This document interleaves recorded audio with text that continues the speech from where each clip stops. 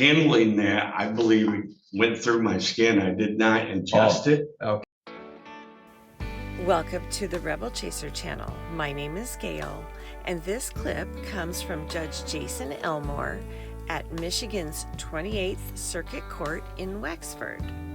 He has a defendant who is supposed to be testing, and on September 22nd, they brought him in because he was not testing.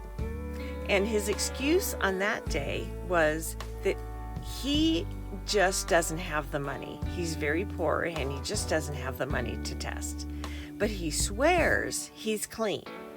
So they sent him out to test. And this is the result of that test. Appearances, please. Joanna Carey, Chief Assistant Prosecuting Attorney for the People. I'm Jeff Harrison. I'm here on behalf of Mr. Bowen. He's making his way up to the table as we speak. All right, thank you. We're also recognizing these things start from the Western Community Corrections Program. We are here today, one moment, for a bond violation hearing. We were last in this court on September 22nd. The defendant is alleged to fail to, one moment. Like that. Oh wait.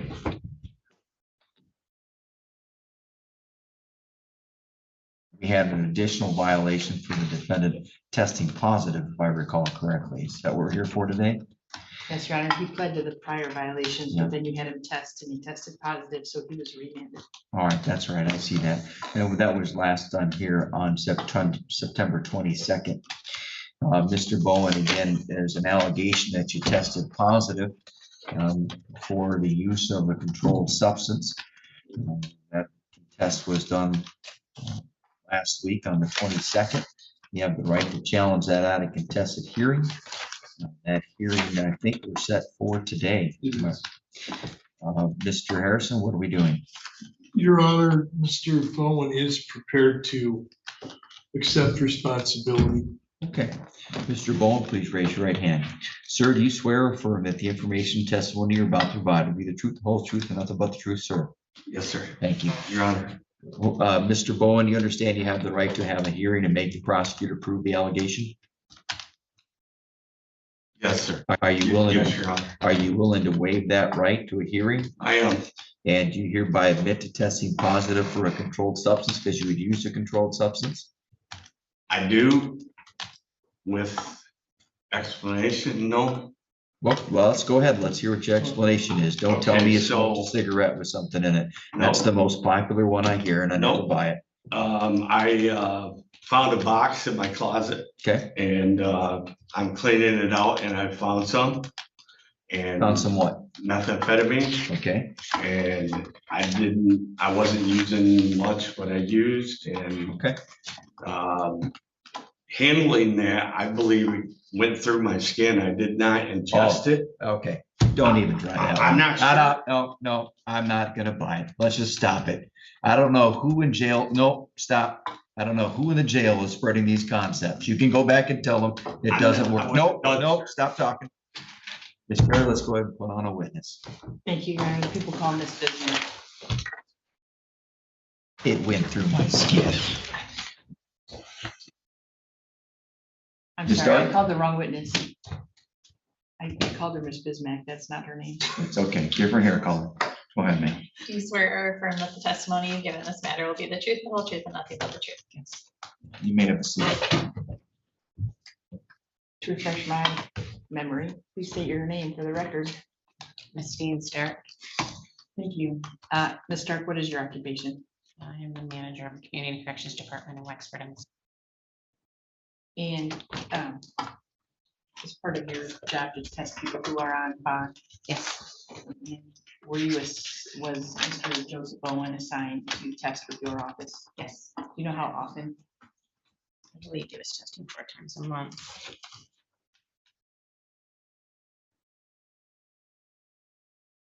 The original order out of district court on 8/15 was 4 times a month. And were you in the courtroom on September 22nd? I was. And the court ordered Mr. Bowen to test that date, correct? Yes. Did you take Mr. Bowen down to test? I personally took him from the courtroom down to him. Did you recognize him? Yes, Is he in the courtroom today? yes. Could you identify him? He is the man in the orange outfit. And he's the man you took down to test on Friday the Yes. 22nd? And what kind of test did you do that day? I did a 14-panel drug test. And how do you do that? It is a cup and you pat the person down and then they urinate in the cup and it has positive, like little strips of positive or negative. And then it was positive for methamphetamines and amphetamines. Were you trained to give those tests? Absolutely. And did you follow the training that you were given Yes. in that test? Thank you. I don't have anything further. Mr. Harrison, I have no questions to address to the start. thank you. Ms. Stark, you may take your seat. Any further evidence, Ms. Carey? Sir, Evidence, Mr. Harrison? I do not, Your Honor. I do wish to make some points for the occasion. Okay. Ms. Carey, the court hereby finds the defendant in violation of his bond. I don't think any argument is necessary. There's no evidence produced other than the test. I'm sorry, your position, Ms. Carey? Your Honor, the people would ask for a continued remand. He was placed on a PR bond by the district court, I believe on August 15th. And he failed to submit to testing on the 10th and the 20th. And then he tested positive on the 22nd. He is charged with a possession with intent to deliver methamphetamine as a second or subsequent offender and as a habitual offender second. And I believe a remand is appropriate in this case under the circumstances. Mr. Harrison, your position. Well, clearly there's an issue here with Mr. Bowen and methamphetamine. It's not, that didn't come as news to me. It did come as news to me that he tested positive that day in question. Part of what he said to the court today was he did use. No, he told me it touched his skin. I understand as a secondarily to that, he wondered why the level was so high, etc. But that notwithstanding, Your Honor, there are a number of factors going on right now, not the least of which is what my office has identified as a good candidate for a rehabilitation detox program. And he's got the ball rolling already to head into Bear River. He has an elderly dog that he would at least like to have the chance to say goodbye to. The problem with a money bond may be his ability to post, but that's not really something that we can find ourselves in a position to place any leverage or restriction on the court, or even a request to do so would seem ridiculous under these circumstances. I am always at a loss in these situations where clearly he anticipated that he might be tested that day, and what person would voluntarily say they, create some explanation if they have a problem of this magnitude, which it appears that he does. I still believe he's a good candidate for bond of some sort. Don't believe he's, in fact, he's proven to the negative that he's not a flight risk. He has had some difficulty with his testing, and he and I have discussed it, and I had told him repeatedly that the court does not accept excuses. You test at an alternative location, or you figure out a way to get to Cadillac and test at community corrections. And that's the point that we had reached prior to the 22nd of September and that fateful day and those events that we just discussed.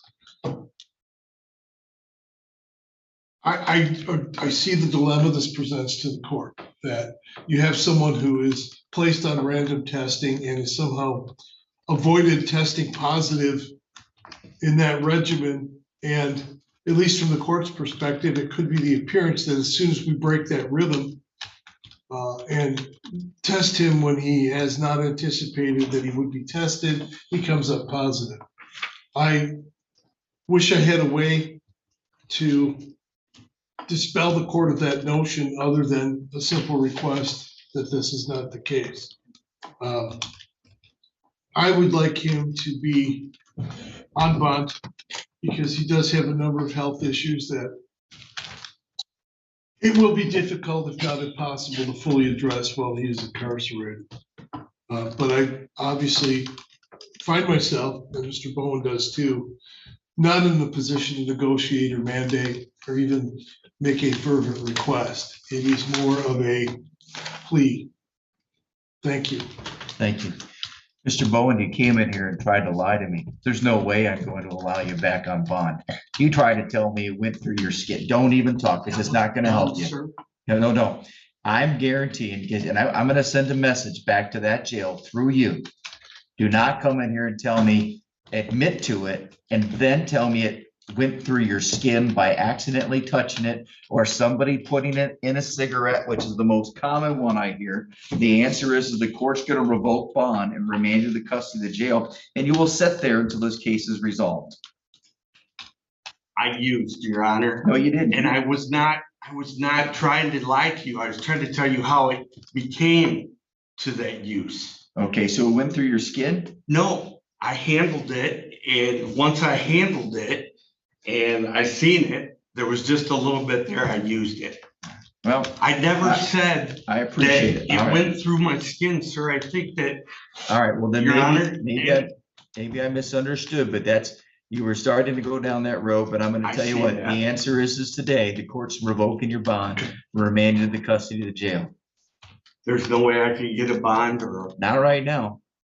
If Mr. Harrison maybe puts in a lot of hard work, which by the way, their office does a great job I trying to get understand. people into rehab. They do something I haven't seen done ever, except for in the last year or so, since they've been working really, really hard to get this done. sir, I'm just. The Your answer Honor, is I today, mean- hold on. The answer is today, your bond's revoked. You are continuing to use the substance that you're charged for possession with intent to deliver. Thank you. We are adjourned. Thank you. Thank you all very much for watching, and I'll see you next time.